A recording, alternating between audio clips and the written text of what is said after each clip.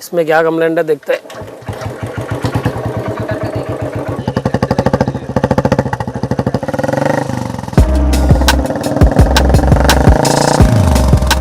Bullet ബൈക്കിനോട് വലിയ കമ്പമാണ്. പിന്നെ മനസ്സിലുണ്ടായിരുന്നത് കിലോമീറ്ററുകൾക്കപ്പുറം സ്ഥിതി ചെയ്യുന്ന പാവയ്ക്ക വലുപ്പമുള്ള നാടിനോട് സ്നേഹവും.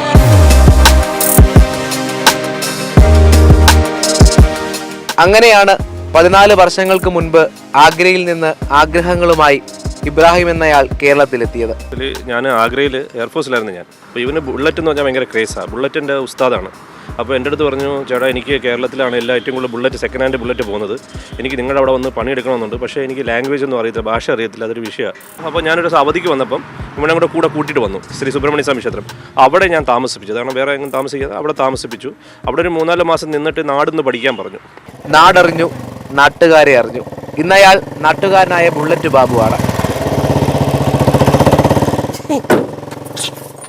नहीं तो आप उठाएगा, ऐसा करके उठाएगा, वो नीचे रखेगा, इंजन चला जाएगा. ബുള്ളറ്റ് ബാബുവിന്റെ പണിയിടത്തിൽ കൂടെ കുടുംബാംഗങ്ങളാണ്.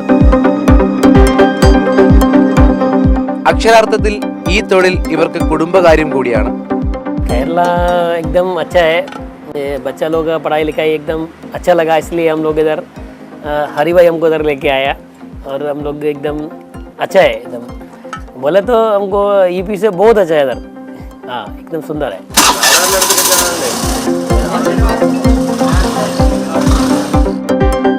മക്കൾക്ക് പണി അറിഞ്ഞിരിക്കണം. പണി മാത്രം പോരാ, നന്നായി പഠിക്കാനുള്ള ഇടവും വേണം.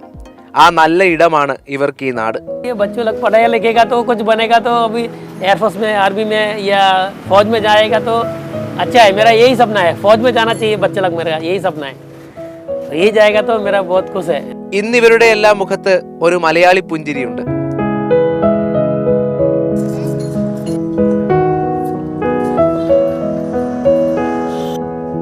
കണക്കും പണിയും കൃത്യമാകുമ്പോൾ മകൾക്ക് ചിരി.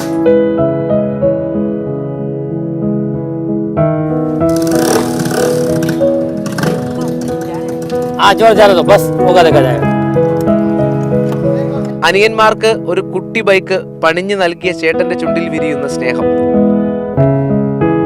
കുടുംബത്തിലെ ഇളയവർ സ്നേഹത്തോടെ മലയാളം പറയുക മാത്രമല്ല, നീല നിലവേ നിലവിനഴകെ താലമരികെ വിരിയും ചിരികെ പാടിയുയരാൻ ചിലകില്ലറയാൻ തോണരുണരും മനസ്സിൻ വെരുതെ താനെ മാറിയെന്നു. ബുള്ളറ്റ് ബാബുവിന്റെ ജീവിതത്തിലെ പശ്ചാത്തല സംഗീതമാണ് ഈ കേൾക്കുന്നത്. കേരള കൈസഹി എന്ന് ചോദിച്ചാൽ ഇവരെല്ലാവരും മനോഹരമായി മറുപടി പറയും.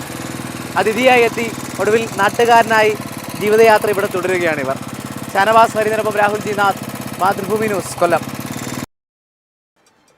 അദ്ദേഹം കൊല്ലംകാരനായി മാറി. പിന്നെ അദ്ദേഹം പറഞ്ഞൊരു കാര്യമുണ്ട്, മക്കളൊക്കെ പട്ടാളത്തിൽ പോകണമെന്നാണ് ആഗ്രഹം എന്നാണ്. അപ്പോൾ ഒരു പട്ടാളക്കാരൻ തന്നെയാണ് അദ്ദേഹത്തെ കേരളത്തിലേക്കുള്ള വഴി തെളിച്ചത്. അതുകൊണ്ട് മക്കളൊക്കെ ഫോഴ്സിൽ ചേരണം എന്ന ആഗ്രഹം കൂടി അദ്ദേഹം പ്രകടിപ്പിക്കുന്നു. അപ്പോൾ രാഹുൽ സന്തോഷകരമായി മുന്നോട്ട് പോകട്ടെ. എല്ലാവർക്കും ആ ജോലി ഒരു കണക്ക് നല്ലതാണല്ലേ. ഒരു വരുമാനമാർഗ്ഗം കൃത്യമായ കുട്ടികൾ ഇപ്പോഴേ അറിഞ്ഞ് പഠിക്കുകയാണ്. ഒപ്പം മറ്റ് വിദ്യാഭ്യാസം അതിൻ്റേതായ നിലയ്ക്ക് അവർ മുന്നോട്ട് കൊണ്ടുപോവുകയും ചെയ്യുന്നുണ്ട്. സന്തുഷ്ട കുടുംബം അല്ലേ?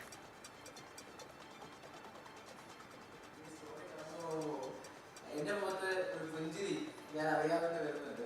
എനിക്ക് തോന്നി സ്റ്റോറി കാണുന്നവർക്കും അങ്ങനെ തന്നെ ആകുമെന്നാണ് വിചാരിക്കുന്നത്. കാരണം വലിയ അഭിമാന ബോധത്തോടു കൂടിയാണ് ഈ സ്റ്റോറി ആളുകളുടെ മുന്നിൽ അവതരിപ്പിക്കുന്നത്. കാരണം നമ്മൾ ആതിഥേയരാണ്.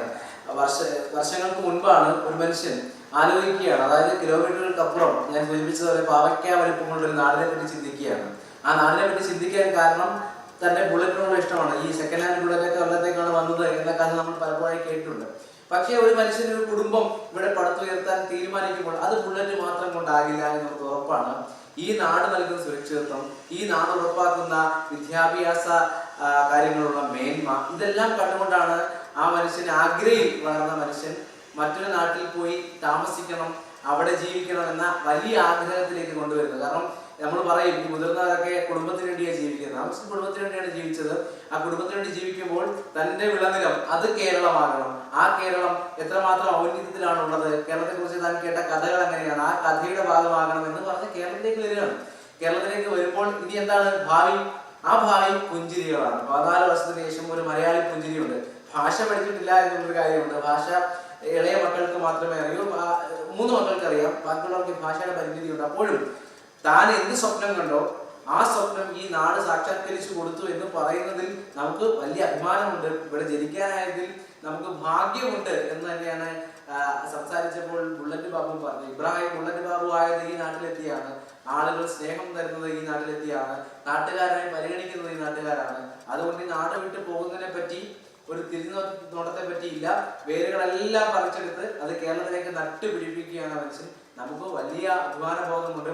വീണ്ടും വീണ്ടും ഉറക്കെ നമ്മളെല്ലാവരും കേരളീയരാണ്, ഇങ്ങോട്ടേക്ക് വരും, ദൈവത്തിന്റെ സ്വന്തം നാടാണ്. ഇവിടെ നിങ്ങൾക്ക് പഠിക്കാൻ നല്ല അവസരമുണ്ട്, ജോലി ചെയ്യാൻ അവസരമുണ്ട്, സമത്വബോധത്തോടു കൂടി ആത്മാഭിമാനത്തോടെ ജീവിക്കാനുള്ള അവസരമുണ്ട് എന്ന് ഉയർത്തിക്കാട്ടാൻ കഴിയും. അതിനപ്പുറത്തേക്ക് മതേതര മൂല്യവും നമ്മുടെ വിദ്യാഭ്യാസ മേന്മയൊക്കെ പറഞ്ഞാൽ വാതാരാധ പറയേണ്ടി വരും നമ്മുടെ നാടിനെ പറ്റി. അങ്ങനെ വാതാരാധ നമ്മൾ പറയുന്നത് പോലെയല്ല. ഇങ്ങനെ പുറത്തുനിന്ന് വന്ന് അതിഥിയായി വന്ന നാട്ടുകാരനായി വന്ന ആ മനുഷ്യൻ പറയുന്നത് അത് കേൾക്കുമ്പോൾ വലിയ അഭിമാനബോധമാണ്. ഇത്തരം കഥകൾ കൂടി ശരി. എന്തായാലും ബുള്ളറ്റ് ബാബു അദ്ദേഹം സന്തോഷത്തോടെ ജീവിക്കട്ടെ. നമ്മുടെ നാടിൻ്റെ കൂടുതൽ നന്മ അദ്ദേഹത്തിലേക്ക് എത്തട്ടെ. അപ്പോൾ ആ ജീവിതം അദ്ദേഹം പറഞ്ഞ അദ്ദേഹത്തിൻ്റെ സ്വപ്നങ്ങൾ, കുട്ടികൾ പട്ടാളത്തിലൊക്കെ പോയി അദ്ദേഹത്തിന് അഭിമാനം നൽകുന്ന കാഴ്ചകളിലേക്കൊക്കെ ജീവിതം കൊണ്ടുപോകട്ടെ എന്ന് നമുക്ക് ആശംസിക്കാം. അപ്പോൾ നമ്മുടെ നാട്ടിൽ വന്നതിന് അദ്ദേഹത്തോട് നന്ദി പറയാം. ശരി രാഹുലെ.